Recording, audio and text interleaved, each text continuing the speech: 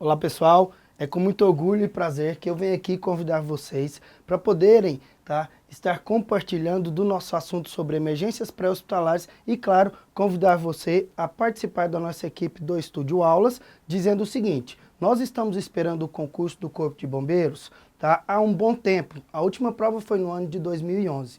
E quando se diz quanto à questão de emergências pré-hospitalares, a intenção é dizer para vocês o seguinte: quando se relaciona ao que vem primeiro, quanto à questão do conceito, o que vem primeiro, urgência ou emergência? Muita gente diz que, ou pensa que é urgência, mas muito pelo contrário. O que a gente correlaciona, que o que vem primeiro é emergência. Aí, meu amigo, o que acontece? Uma parada cardiorrespiratória é uma emergência, tá? Uma fratura, dependendo do caso, uma fratura fechada, onde se correlaciona aquele paciente que deu entrada ao pronto-socorro ou uma emergência pré-hospitalar, onde ele está tranquilo, está caminhando, realmente ela pode vir até piorar. Só que o que acontece? Quando a gente diz uma fratura fechada e a vítima ou o paciente está tranquilo, sem aparentemente sinais de choque, nós poderíamos dizer que seria uma urgência. Então, na verdade, o que vem primeiro é emergência e, consequentemente, o que vem segundo seria o quê? Urgência. Tanto que alguns livros trazem dizendo que a tal da emergência a gente correlaciona que seria uma conduta imediata. Já a tal da urgência seria uma conduta imediata. Então olha o esquema, vamos gravar igual nós aprendemos nas aulas, presenciais, e assim também nós queremos aprender nas videoaulas baseadas pelo Estúdio Campus, Estúdio Aulas, dizendo o seguinte: o que acontece? Lógico, quando a gente diz de uma conduta imediata, seria o que? Emergência. Conduta imediata, urgência.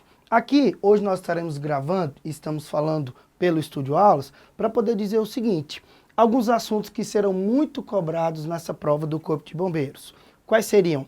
Claro, alguns conceitos para poder dizer o seguinte: o que vem primeiro é emergência. Só que, durante uma emergência pré-hospitalar, a primeira coisinha que nós temos que correlacionar seria a sua segurança. Então, primeira coisinha, primeiro a sua segurança, para depois a segurança de quem?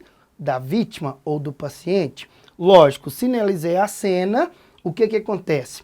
O último concurso da prova de 2011, que foi baseado pelo CESP, já há um bom tempo aí, a gente já está esperando esse concurso, na maioria das vezes eram cobrados só a parte de trauma e a parte de queimaduras e, claro, a questão de avaliação da cena. Então, basicamente, a prova era trauma e queimaduras, dentro da parte de emergências traumáticas. O que a gente considera que seria a parte de trauma? Primeira coisinha, TCE, eu tive um galo, que é o que muita gente diz por aí. Seria o quê? Traumatismo crânioencefálico. TRM, trauma ráqueo o quê? Medular. Aí eu posso ter um trauma o quê? Torácico. Também eu posso ter um trauma abdominal. E sem falar numa das questões que mais caem, seria relacionado na prova dos bombeiros, a questão da parte de quem? De traumas de membros, ou o que a gente diz de trauma de extremidades. E ainda a questão de queimaduras. O que mais cai para a parte de queimaduras que a gente correlaciona, é claro, Então a questão relacionada a profundidade, a extensão, a famosinha regra dos 9%, que isso cai demais, A questão dos cuidados quanto a alguns queimados.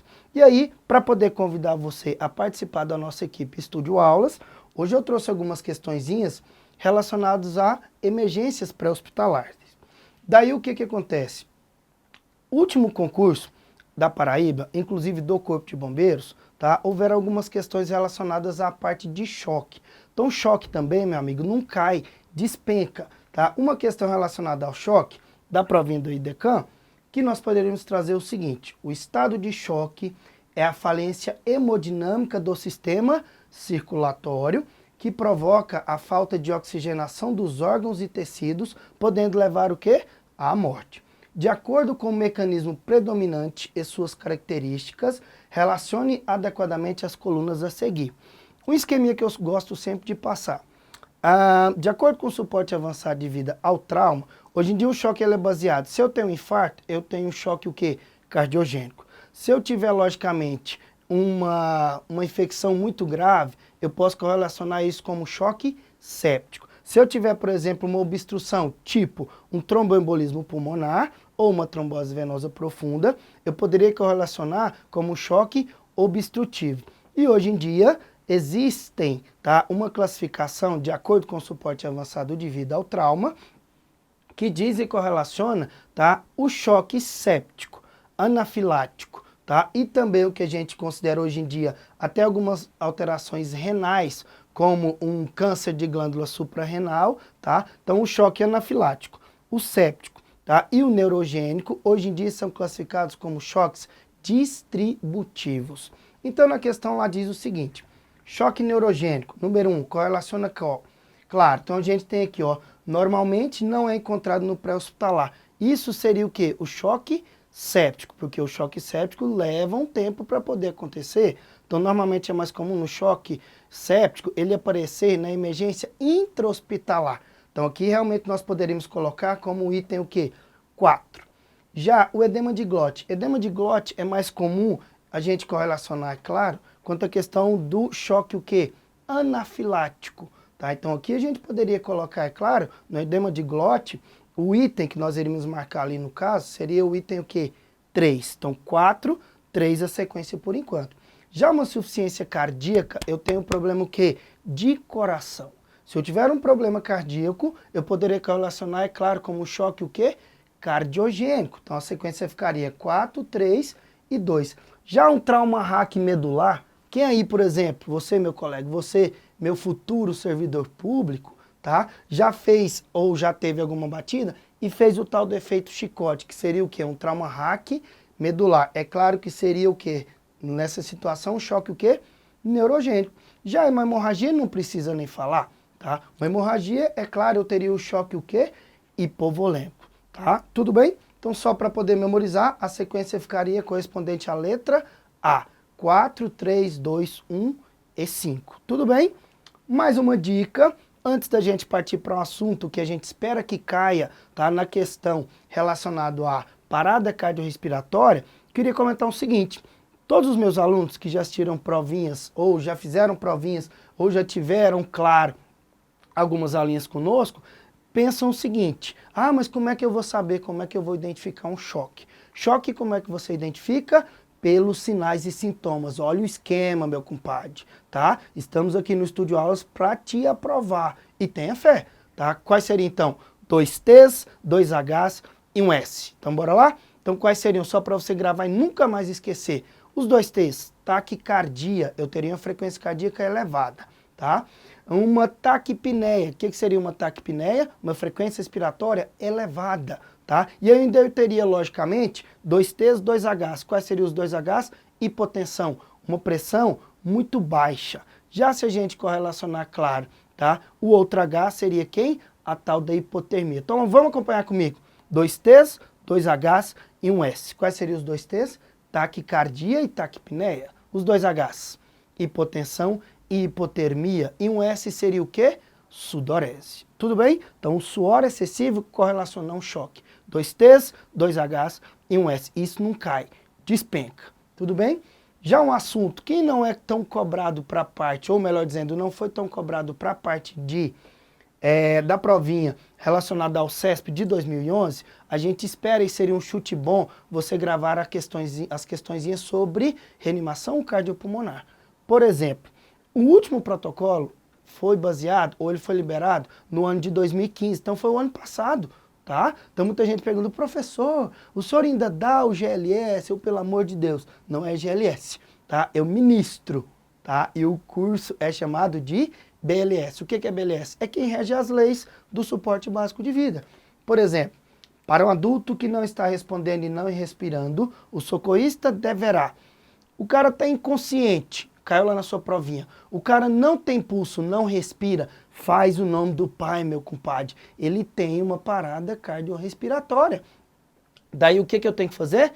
Lógico, você já avaliou a cena está segura, posso ir até a vítima, acionou o serviço médico de emergência quando alguém estiver inconsciente. Qual é o próximo passo? Letra A, realizar a reanimação cardiopulmonar, uma SCP, iniciando pelas compressões torácicas. Sugestivo essa, hein? Letra B, realizar a reanimação cardiopulmonar iniciando com ventilações. Se o problema, por enquanto, é circulatório, eu vou iniciar com o quê? Compressão torácica. Então a letra B está o quê? Errada. Por enquanto é a letra A. Letra C, não realizar a RCP e aguardar por profissionais especializados para iniciar o atendimento de emergência. Só um detalhe, você vai ser tratado como um socorrista. A sua prova, você vai ser tratado como um socorrista. Então, o que acontece, meu amigo? O que eu tenho que fazer? Acionei a emergência, vai iniciar a SCP, não é ficar olhando ali, tudo bem? Então, letra C já está errada. Letra D, iniciar o procedimento ver, ouvir e sentir após aplicar um soco precordial. O soco precordial, meu amigo, já foi há muito tempo, tá? Não existe mais. Então, ó, não tem pulso, não respira, tá inconsciente, o que eu faço, pelo amor de Deus? Inicia compressão torácica, que o que corresponde à letra o quê? A de avião. Tudo bem? E aí, outra dica que foi até na última provinha, tá? Não é IDECAM, mas essa realmente foi do CESP, só pra gente poder comentar. Corpo de Bombeiros Militar, meu compadre, eu quero ver seu nome. Tudo bem? Tenha fé. A gente tá aqui para poder te ajudar. A respeito do estado de choque e traumas, julgue os itens seguintes. Nos quadros de traumatismos de membros, há basicamente 5 tipos de lesões. Entorses, luxações, fraturas, amputações e esmagamentos. Nos casos de entorse, deve-se imobilizar o membro comprometido, aplicar gelo sobre o local e encaminhar a vítima ao serviço médico para avaliação quê? Radiológica. Então, realmente a questão está o quê? Corretíssima. Uma coisa interessante você gravar. O gelo ele faz o quê? Vasoconstrição. Tá? Ah, professor, eu posso voltar o osso para o lugar? Toma muito cuidado com isso, principalmente se for uma fratura exposta, a pontinha do osso pode lesionar o membro. Tá? Eu posso ter lesões vasculares e aí vai. Então essa resposta realmente estaria o quê? Corretíssima. É isso mesmo. Então basicamente são 5 tipos de lesões. Entorses, luxações, fraturas, amputações e esmagamentos. Tá? Para poder encerrar, o meu convite, eu quero que você venha participar da nossa equipe Estúdio Aulas. Tá? Eu quero que você compre nossas aulinhas para você passar, para você se sentir bem e mais tranquilo. Tá? Por quê? Nós temos uma equipe muito experiente, são professores gabaritados, tá? Gente que vai poder te ensinar de uma forma mais atrativa, de uma forma mais interessante, tá? Então eu, professor Jean Naves, faço o convite, meu amigo, venha participar, tá? Venha participar da nossa equipe Estúdio Aulas, tá? Tudo bem? Não vá se arrepender, tá? Estou aqui para poder te ajudar. Melhore a sua capacidade de interpretação, melhore a sua psicologia, a sua cabeça tem que estar bem para a prova, tá? Tenha fé acima de tudo, tá? Então nós estamos aqui para poder te ajudar. 50% realmente nós iremos te dar as dicas, tá? Então nós vamos te passar um caminho, um rumo para você poder seguir, tá? Mas depende de você e nós estamos aqui para poder te ajudar. Fiquem com Deus, um grande abraço do colega e se Deus quiser eu quero ver o seu nomezinho, tá? Um grande abraço, boa sorte. Conte com a gente.